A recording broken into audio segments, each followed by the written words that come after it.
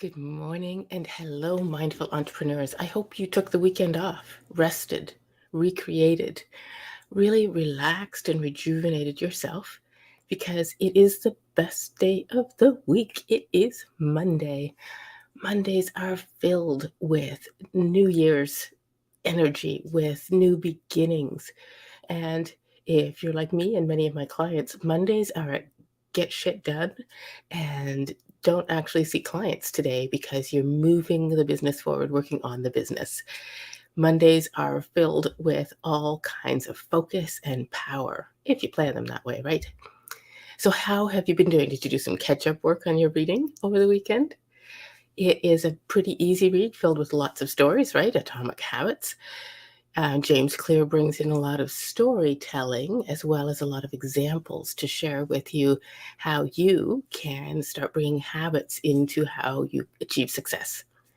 Now, tomorrow I'll talk a little bit about the other 20 ways of mastering your time and mastering your behavior that add to, shall we say, that wrap around the idea that habits are now something that you can create. See, habits are not the be all and end all. If you've been working along with us all month and you're like, my life has not changed that dramatically, then it's okay. Atomic habits are powerful in that they help you start building up that self trust again. If you're like other humans, you've reached this point in your life and you've said some things to yourself about who you are and what you can and cannot do.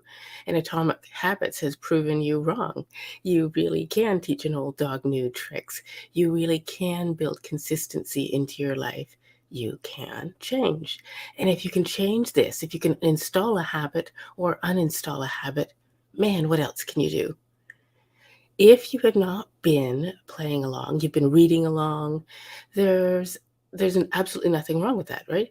If your goal this month was to read Atomic Habits, to understand it, and start thinking about how to apply it to your life, that's perfectly okay. But it is something we tend to do to ourselves a lot. And in fact, as a mindful entrepreneur and in my mindful entrepreneurship class, that online course at my website, you'll see that a lot of mindfulness is about stopping thinking about living and living. So thinking about it's important, right? Planning is huge. If you don't know where you're going, you'll never get there. You'll get somewhere, but maybe not where you wanted to go. So there's nothing wrong with reading the book, thinking about it, playing with the ideas, as long as that's how you learn best, right? Because today we're really talking about how to power up to the next level and tap into your strengths, into your talents, and into your skills to ramp up every move you make.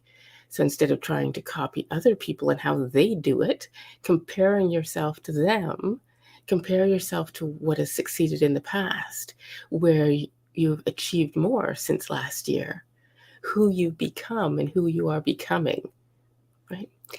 Because at your core, you have some natural skills, some things that you think of as easy, as common sense, that you do incredibly well, that are even fun for you, that other people struggle with, suffer through, absolutely hate, wish they could delegate, wish they could offload, or wish they had been that way. And for you, it just comes easy. Today is about just identifying some of those things, making a list of what are those things. When I was a web designer, I sat down and I figured out my life vision, my life mission, I should say. I think it was a Jack Canfield process. It was taking my core skills and my core passion and figuring out how those went together. And I recognized that I am here to use my incredibly deep listening skills and questioning skills to tap into people's vision and help them backward engineer with my creativity skills and my logic skills. I had no idea that process design was actually hard for some people and backward engineering was hard for some people. No idea. I just thought we all came with that, right? Apparently, according to my friends, clients, family, no, this is fairly rare. but to help them then design that strategy in order to achieve the vision their soul resonates with in life, whether that is my clients, my friends, my children. It applies all across the board. It's the frame of my natural skills in which to live my life, in which to also live some of the things that I want to create in life, right? So if I look at the habits that I want to design, I want to create stronger habits in my life. So what's the best way for me to do that? Run a book club. Hold myself accountable 5 or 6 days a week to teaching how to create habits.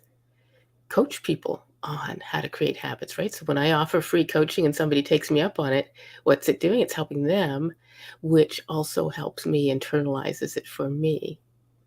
Some people do better with writing. Some people do better with interacting, having conversations when it comes to how they learn. How do you learn? How do you get all this information in, read it, think, absorb, discuss, plan, and execute? How does that work best for you? Think back to the past where you've made changes. What was it that moved the needle for you? Where was it easier? Where was it more fun? When I want to break a habit, I actually visualize the negative consequences 3 years out and feel them as though they were happening today. And then I anchor that so that when I want to do that bad habit, I just fire that anchor and all the negative 3 year from now comes to me, right? So the cue tells me to fire the anchor instead of do the behavior. What works for you? So how do you learn best? How do you incorporate new behavior best is one of the places where tapping into your natural strengths and talents is important. And also when you're thinking what habits will move your life, your business, your nonprofit, your charity, your family forward best, how do you design habits that match your strengths and talents? Think back to things that people have complimented you on, who said, oh, I wish I could do that. Make a list of all those things, and then a list of the outcomes you'd like to achieve with your business, your family, your friends, yourself, your wealth, your health, and see how you can design habits that build on your natural strengths, your natural talents. Simple, powerful. This creates an upward spiral that is easy to maintain because it builds on who you already are. Does that make sense? If you're having a hard time with this, have a conversation. Play this for somebody else and say, I'm not sure how this fits for me. And they'll go, oh, I do. I know how this fits. It's often easier, just as in your business, right? The reason a coach is so valuable is I, from the outside, can create that third party perspective. I'm not emotionally invested. I don't have a ton of emotion around it. Right? My emotion is to see you succeed. Find a friend or a family member, a colleague who feels that way about you, who just wants to help you succeed, and say, what is it that I do really well? What skills, what natural strengths do you see in me? Alternatively, you can go do some personality assessments, play around with it. If one of the places that you're strong is empathy, then accountability is going to be really core for you in creating new habits.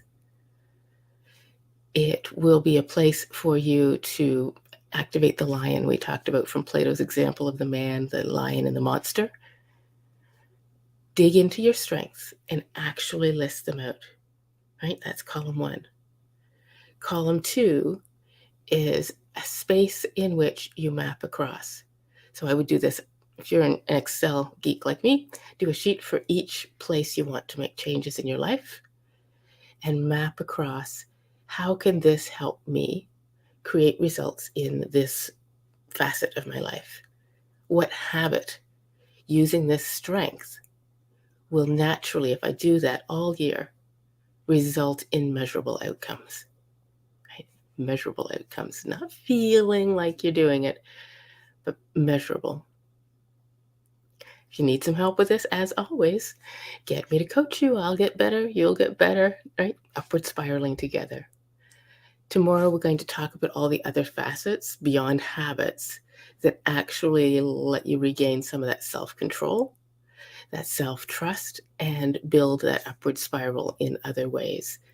And another little tip on some advanced atomic habits. Let me know what your core strength is or your life mission, right? That vision mission statement of who you are and what you do that incorporates your core strengths. I'd love to see that in the comments.